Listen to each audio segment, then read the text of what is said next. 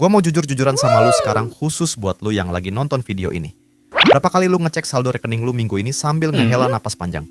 BBM naik lagi, bunga BI rate melonjak tinggi, harga barang di pasar makin nggak masuk akal.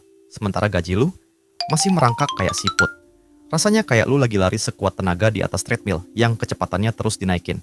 Lu capek setengah mati, tapi posisi lu nggak pernah maju sedikit pun.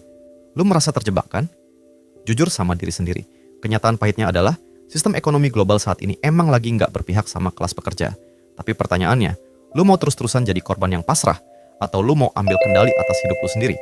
Faktanya, kenaikan BI rate ke level tertinggi adalah langkah moneter global buat nahan inflasi akibat krisis geopolitik. Tapi dampaknya emang real menghantam daya beli kita. Kalau kita cuma bisa ngeluh di media sosial tanpa ganti strategi finansial, kita yang bakal digilas oleh roda sejarah ekonomi. Jangan mau jadi korban keadaan terus-menerus. Gue tahu, lu pusing mikirin harga Pertamax naik serta ketersediaan Pertalite dan solar semakin sulit. Tarif tol yang merangkak, belum lagi tagihan bulanan yang makin membengkak. Tapi panik gak bakal nambah saldo rekening lu Rp1 pun. Kali ini gue bakal bongkar habis pola tersembunyi di balik krisis ini dan kasih 5 solusi strategi taktis yang bisa langsung lu praktekin hari ini juga buat ngamanin dompet lu. Oke, mari kita mulai. Tapi sebelumnya, intro dulu.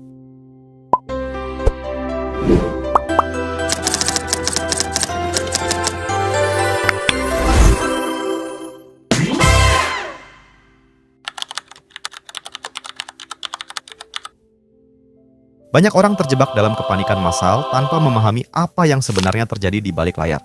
Ketika Bank Indonesia menaikkan suku bunga acuan itu bukan tanpa alasan finansial yang kuat.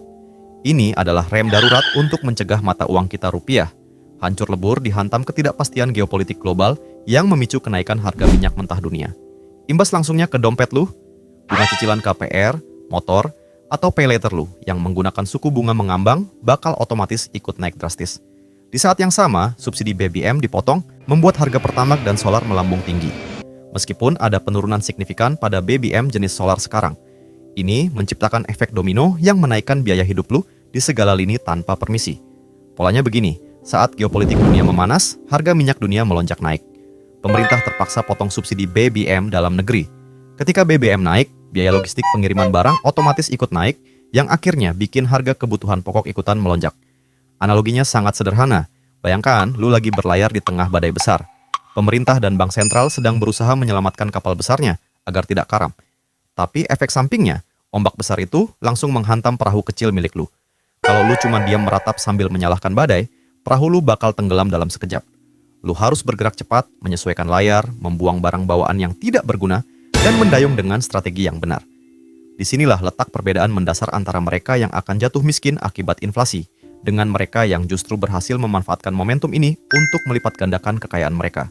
Dan buat lu yang tiap hari kena macet 2 jam ke kantor, atau lu pemilik UMKM yang bahan bakunya naik tapi nggak berani naikin harga karena takut ditinggal pelanggan, kalian semua ini lagi megap-megap di dalam sistem yang sama. Tapi tenang, karena sekarang gue bakal bedah 5 solusi konkret, langkah demi langkah yang bisa langsung lu eksekusi hari ini juga. Oke, sekarang mari kita masuk ke solusi spesifik dan konkret agar kita bisa keluar dari jeratan inflasi. Solusi pertama, audit kebocoran transportasi dan konsumsi mikro. Step 1, download aplikasi pencatat keuangan gratis seperti Spendi atau buat spreadsheet sederhana di HA Pelu. Catat setiap pengeluaran sekecil apapun selama 14 hari ke depan tanpa terlewat, termasuk biaya parkir, biaya admin e-wallet, dan biaya langganan yang lupa lu matikan. Step 2, pangkas biaya kenyamanan instan. Kalau lu pejuang macet yang biasa naik ojek online saat buru-buru, ubah skemanya dengan bangun 15 menit lebih awal dan gunakan transportasi publik terintegrasi seperti Transjakarta atau komuter lain. Hemat Rp20.000 sehari dari memangkas pengeluaran transportasi instan itu setara dengan Rp600.000 sebulan bersih. Solusi kedua, negosiasi suku bunga dan KPR takeover. Step 1, datangi bank penyedia cicilan KPR lu sekarang juga, minta rincian bunga floating lu saat ini secara detail. Ajukan surat permohonan penurunan suku bunga atau restrukturisasi cicilan ke pihak bank dengan alasan penyesuaian kemampuan bayar akibat inflasi. Step 2, jika pengajuan lu ditolak, segera lakukan KPR takeover ke bank lain yang sedang menawarkan program promo bunga fixed rate rendah untuk jangka waktu 3-5 tahun ke depan. Langkah ini bisa menyelamatkan keuangan bulanan lu dengan menghemat cicilan hingga 1,5 sampai 2 juta rupiah per bulan dari selisih bunga floating yang gila-gilaan. Solusi ketiga, Strategi efisiensi operasional (UEMK) via value engineering. Step 1. Buat para pemilik UMKM, jangan langsung menaikkan harga jual produk secara drastis karena konsumen saat ini sangat sensitif terhadap harga.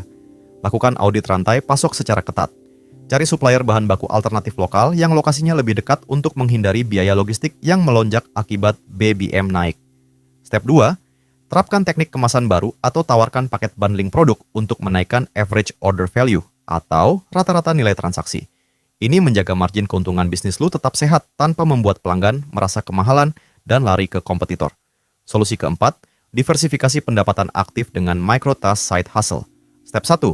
Untuk para karyawan yang gajinya pas-pasan, luangkan waktu 1 hingga 2 jam setelah pulang kerja atau saat akhir pekan untuk mengidentifikasi satu keahlian digital praktis yang dibutuhkan pasar, seperti jasa video editing cepat pakai CapCut atau pembuatan desain promosi pakai Canva.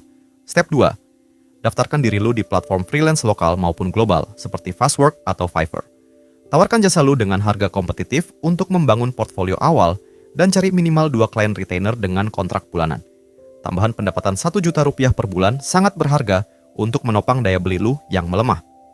Solusi kelima, lindung nilai aset via dollar cost averaging emas digital. Step 1, jangan biarkan dana dingin lu mengendap di rekening tabungan biasa karena bunganya hampir 0% dan pasti kalah dari laju inflasi.